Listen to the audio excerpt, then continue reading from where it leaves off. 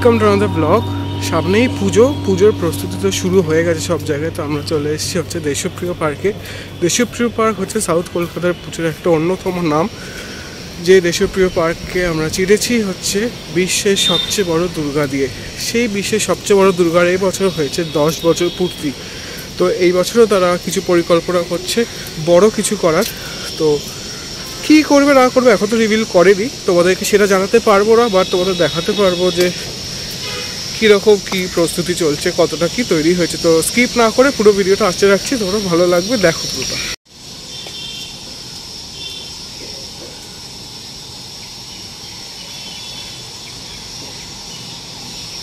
এই হচ্ছে দেশপ্রিয় পার্কের পুজো প্রস্তুতি।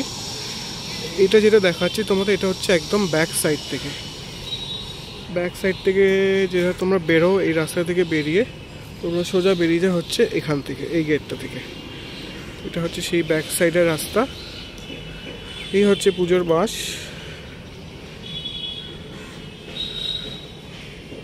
পুজো তো প্রায় চলে এলো, তো কার কী প্ল্যান আমাকে প্লিজ একটু জানাও।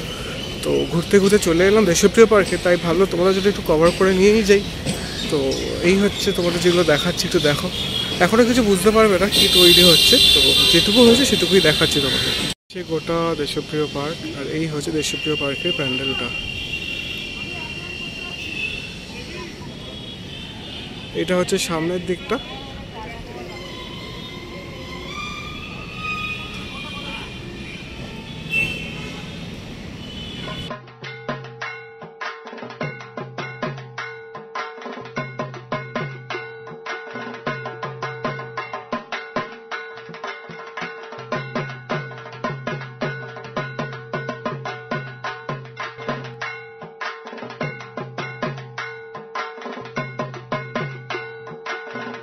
প্রচুর কাদা, তার মধ্যে ঢুকে গিয়ে আবার জুতোটা পুরো গেল, 12টা বেজে গেল।